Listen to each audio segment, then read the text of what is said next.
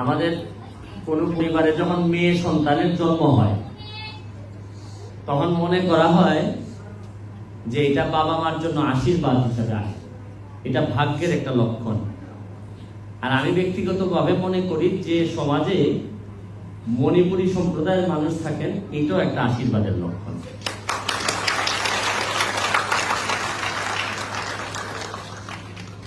আমার যদি বলা হয় যে আমার নিজের বাচ্চা থাকে আমেরিকাতে, তো চলে আসবে হয়তো। যদি বলা হয় যে কোন দেশের বাচ্চা বা কোন জাতির বাচ্চা দেখতে খুবই সুন্দর, আমেরিকান, ব্রিটিশ বা বাংলাদেশি অরিজিন যারা বিদেশে থাকেন, আমি বলবো কেউ নাই, এখানে আমার বাচ্চাও না, মণিপুরী সম্প্রদায়ের বাচ্চারা সবচেয়ে বেশি সুন্দর। আমার এত ভালো লাগে, আমি খুবই কম পাই, ওদের দেখতে পাই খুবই কম, আপনাদের প্রোগ্রামে ওরকম যাওয়া হয় না, কিন্তু আমার দেখলে মনে হয় যে এরা এঞ্জেল, যে শব্দটা, এই এঞ্জেল শব্দটা আমার কাছে মনে হয় মণিপুরী বাচ্চাদের জন্য সবচেয়ে বেশি প্রযোজ্য হয়। আমি আপনাদের এমপি হিসাবে, আমার চুনারঘাট মাধবপুরের এমপি হিসাবে আপনারা আমাকে ভোট দিয়ে সম্মানিত করেছেন। আমার কিন্তু বিশ্বাস করেন যে সব জায়গাতে আমি গর্ববোধ করি যে আমি অনেক ভোট পেয়ে এমপি হয়েছি, এইগুলাতে আমি গর্ববোধ করি না। আমি গর্ববোধ করি যে এই চুনারঘাটে মাধবপুরের এমন এক জায়গার এমপি আমি হয়েছি যে জায়গায় আমার জানার মতে আদিবাসী সংখ্যা সবচেয়ে বেশি এবং বিভিন্ন ধরনের আদিবাসীরা আছেন আমাদের চুনারঘাটে, এবং যেখানে এই ধরনের মানুষরা থাকেন, এই ধরনের এলাকারে সঠিক নেতৃত্বের আন্ডারে নিয়ে আসলে এই এলাকাকে কেউ আর দাবায় রাখতে পারে না। এটা আমার একটা বড় সম্ভাবনার জায়গা। আপনারা জানেন যে সাতচুরিতে ত্রিপুরা সম্প্রদায়ের লোকজনের একটা ব্রিজ ওনারা বানাতে পারতেছিলেন না, মাত্র মানুষ মনে হয় এখানে 40-50 জন থাকেন। তো সরকার কোনোভাবেই সাহস করতেছিলেন না যে এত বড় ব্রিজ, এটা খালি ভাঙতে ভাঙতে বড় হইতেছে। তা আমি সাহস করে এমপি হওয়ার আগে আমি ব্রিজটা বানাই ফেলছিলাম, পরে উদ্বোধন করছি আমি এমপি হয়ে। তা আমার কাছে মনে হয়েছে যে অল্প মানুষ, তারা ত্রিপুরা সম্প্রদায়ের লোক, তারা মানুষের সংখ্যায় কম হইলেও আমরা যদি তাদেরকে প্রোটেকশন দিতে না পারি, তাহলে মেজরিটি হিসাবে আমার কাছে মনে হয়েছে যে এটা আমাদের জন্য বদনাম হয়, এটা আমাদের ব্যর্থতা। এই ব্যর্থতা অন্তত আমি এমপি থাকাকালীন সময়ে এইটা আমি হইতে দিব না। আর আরেকটা কথা বলে, আমার খুব সৌভাগ্য যে আপনারা জানেন যে আমি সংস্কৃতি মন্ত্রণালয়ের স্থায়ী কমিটির মেম্বার আমাকে করা হয়েছে। আমি ভাবতেছিলাম যে আসলে সংস্কৃতি মন্ত্রণালয়ের স্থায়ী কমিটির মেম্বারের কাজটা কি। তো যাই হোক, আমার সভাপতি হচ্ছেন কি আসাদুজ্জামান নূর।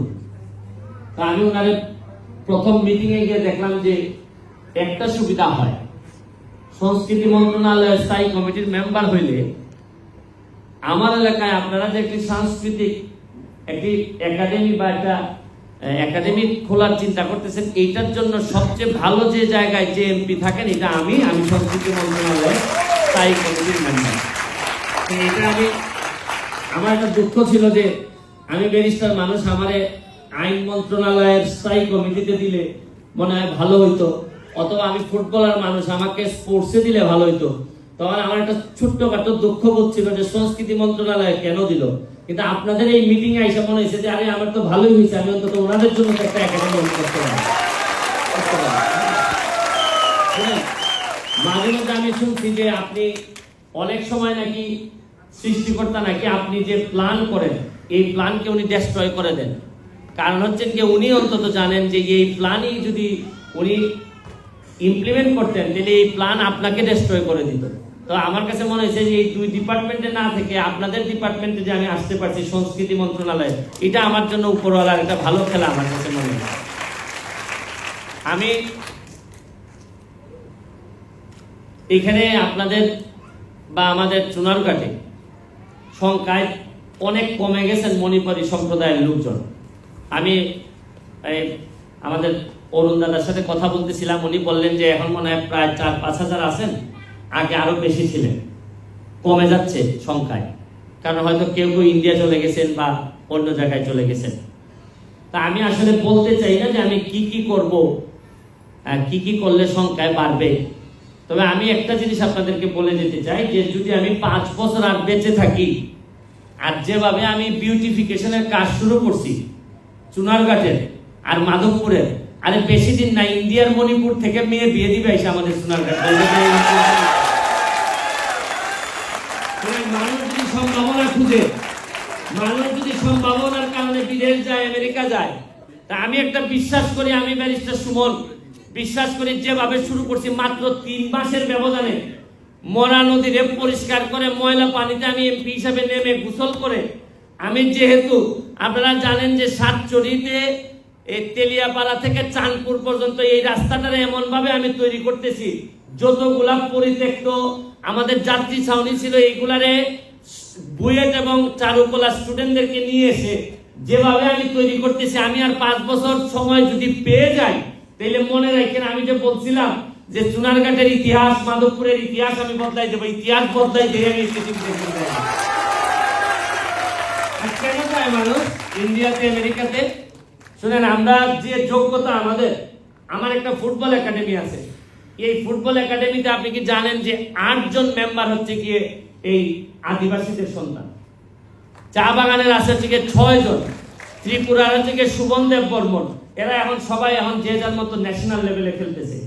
তা আমি সব সময় আমার যদি জিজ্ঞেস করা হয় যে আপনি সম্ভাবনার জায়গাটা চুনারঘাটের কোথায় দেখেন, মাধবপুরের কোথায় দেখেন, আমি বলি যে সবচেয়ে বড় সম্ভাবনা হচ্ছে গিয়ে আমাদের চুনারঘাটে যে চা শ্রমিক যারা আছেন বা যারা আদিবাসী সম্প্রদায়ের লোকজন আছেন, তারা আমি নিজে বিশ্বাস করি যে আমি যে বাঙালি সম্প্রদায়ের আমাদের লোকজনকে সব সময় আমরা সঠিক সময়ে সঠিক জায়গায় না পাইলেও আপনারা আদিবাসী যারা আছেন, আমার একটা বিশ্বাস যে আমারে যদি কেউ বলে যে উত্তরাধিকার হিসাবে ক্ষমতা কার হাতে দিয়ে গেলে আপনি মনে করেন যে সবচেয়ে বেশি সুরক্ষিত হবে, তাহলে আমি নির্দ্বিধায় বলতে পারি যে আমি আদিবাসী সম্প্রদায়ের কাছে ক্ষমতা দিয়ে গেলে সবচেয়ে বেশি সুরক্ষিত হবে।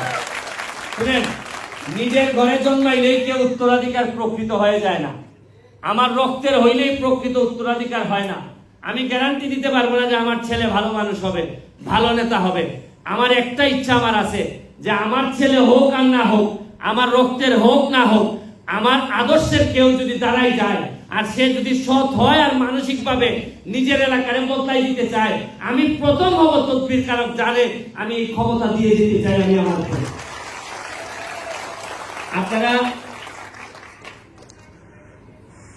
যে 6টা ভাষা আসতেছে যে প্রাইমারি স্কুলে পড়ানোর জন্য, আমি তো আজকেই জানলাম। আপনারা নিশ্চিত থাকতে পারেন একজন এমপি হিসাবে যা যা করা লাগে আপনারা যতটুকু চেয়েছেন আমি চেষ্টা করব তার চেয়ে বেশি প্রেসার দিয়ে হইল এখানে বেশি করা, কারণ খুব বেশি তো দেওয়ার আমার নাই আপনাদেরকে। আপনারা এমন একটা সম্প্রদায়ের মানুষ যাদেরকে ভগবান এমনিতেই অনেক কিছু দিয়েছে। আমি এমপি হিসাবে খুব বেশি আপনাদেরকে কি দিব, আপনারাই দেওয়ার মতো যোগ্যতায় আছেন। এবং আমি শুধু আপনাদেরকে অনুরোধ করব, আমার তো শুধু ফরম্যাটের কারণে আমি এমপি হয়েছি, কিন্তু আমি আপনাদের কাছে সহযোগিতা চাই যে চুনারঘাটের উন্নয়নে, মাধবপুরের উন্নয়নে, আমাদের এলাকার উন্নয়নে আপনারা যদি এগিয়ে আসেন, আমি ব্যারিস্টার সুমন হিসাবে আপনাদেরকে গ্যারান্টি দিচ্ছি আমার আমলে কোনোদিন আপনাদের সাথে কোনো অন্যায় হবে এটা আমি কোনোদিন বরদাস্ত করব না। আর আপনারা এগিয়ে আসছেন, আমি আমাদের এলাকাটা এগিয়ে নিয়ে যেতে পারবো।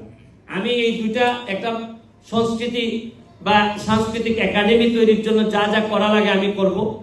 আর হচ্ছে কি আপনারা ল্যাঙ্গুয়েজের ব্যাপারে, ভাষার ব্যাপারে যেটা করা লাগে আমি করব। এই দুইটা জিনিস আপনাদেরকে আমি কথা দিয়ে যাচ্ছি।